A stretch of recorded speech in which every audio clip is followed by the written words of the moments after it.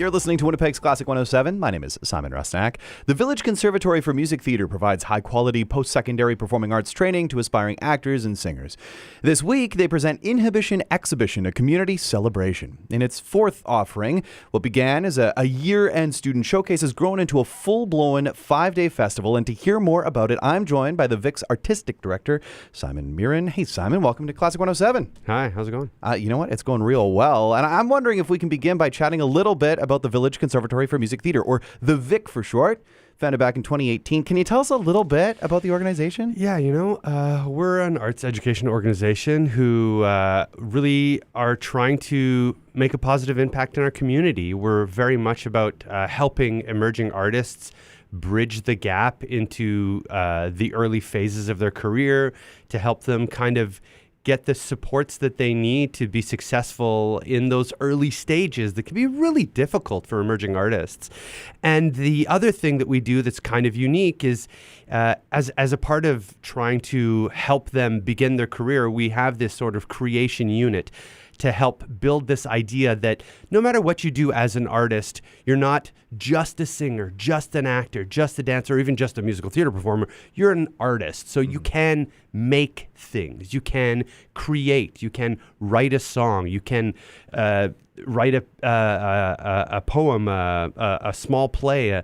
This is the kind of thing that we feel is going to help develop a more sustainable arts community so that we have more arts creators and then we have more arts content. Not going to say no to that. That's for sure. You yourself are an established professional. You performed across Canada and the UK. In fact, you studied over in Scotland where you completed a master's degree. Listeners may have most recently seen your work at the Centennial Concert Hall. You directed the first Indigenous-led opera in Canadian history, Lee Kerr. Props on that. What a great production it was with Manitoba Opera. You're doing the piano teacher. You directed that at the Warehouse. But before all of this busyness and all that you're doing, you were a young artist yourself. That's true. I'm curious, can you talk about what something like the VIC would have provided you at that time in your career? Oh, wow. One of the first things was that I might not have left, though I really cherish the experiences that I received and kind of the life lessons that I learned when I worked and lived abroad.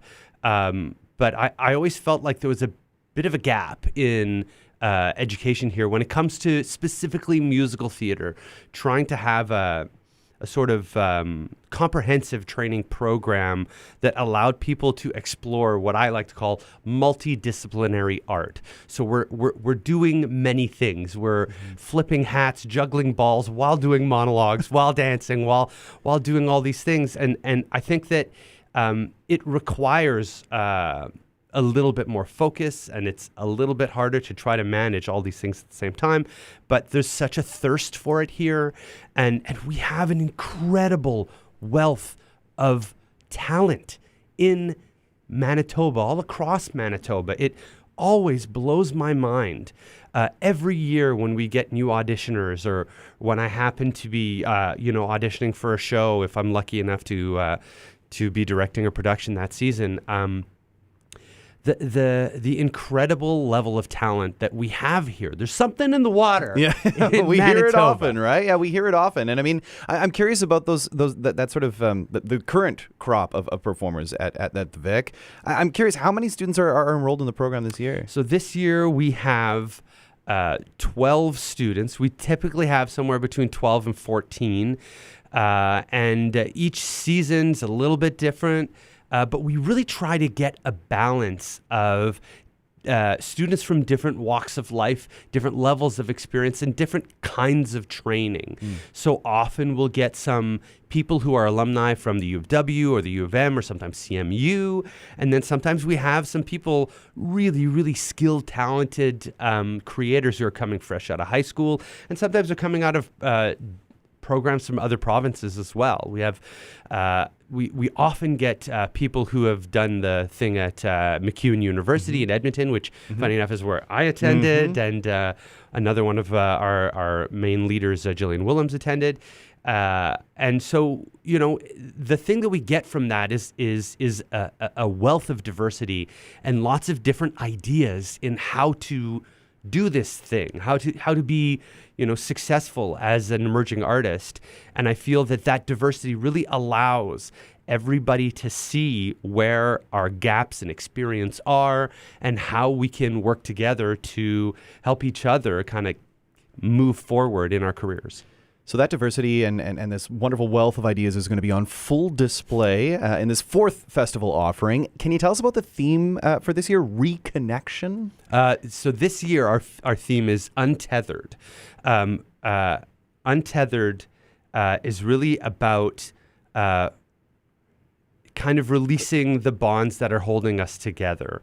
And we had long conversations with the group about what we wanted to name the show. And this idea of like being tethered to somebody can be a wonderful thing, but it can also be a dangerous thing.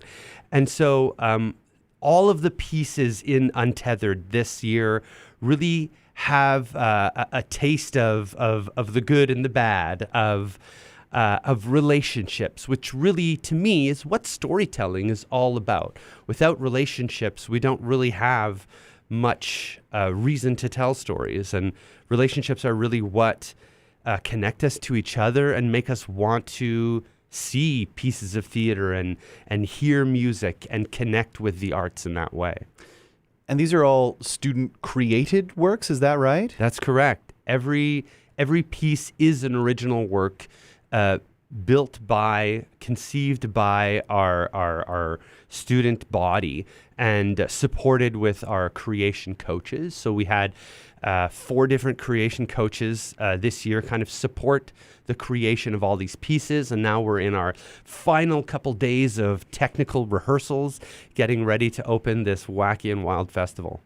So Untethered runs from the 7th to the 10th, and every performance is the same. Is that right? Yes. Well, yeah, but there more could or be a less. few changes, right? I mean, these Yes. yeah. Okay, so I mean, you can go a couple of times, but yes, for the most part, a similar program.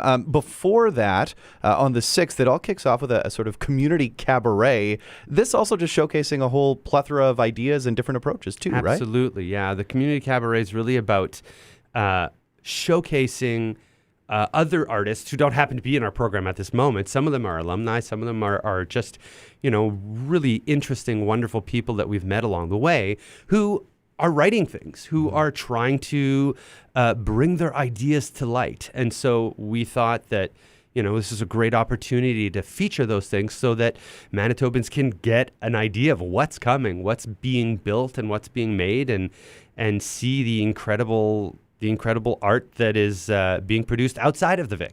So that's happening tomorrow. A couple other events happening as part of the entire festival. There's going to be 2 of your associates, managing and music director Paul DeGurs and artistic associate Jillian Williams, aforementioned, she's been on the show before, present a live recording of their podcast, Monkeys and Playbills, which is just outstanding. What a cool opportunity to be a part of that. And then there's also a newly commissioned work that gets a stage reading on Sunday. Can you tell us about that? Yes, How They'll Tell It by Sophia Guidis and Callie Spruill. They're a really interesting team who have written a really, really interesting script. So Sophia did the writing, and Callie's like her director dramaturge. They work together, and they've been working on this thing for a little while. I had the incredible pleasure of hearing a sneak peek reading a couple days ago, and it's a very interesting, fun, fascinating, kind of dark tale dealing with some really wonderful and kind of spooky themes, but it deals with issues of like living in small rural Manitoba. It has some cannibalism involved. Oh, all right. It has stories of queerness and kind of a lot of intermingling of also media and how people use media to try to tell stories and true crime. It's very fun, very funny, a little spooky, and quite delightful. So I'm really, really excited about this one. And a cool opportunity to get a glimpse, right, with a stage reading. I mean, it's one of those where you think what could be, but you're getting that little peek behind the curtain right as something is developing. I mean, what a cool opportunity. The entire festival runs from the 6th through the 10th, all taking place at the Crescent Arts Center. For more details, you can head online. We've got details up at classic107.com. Tickets are just $20 too, I might add. You can get those online. Thanks for telling us a little bit about Inhibition Exhibition, Simon. Great having you here. Thanks very much. My pleasure.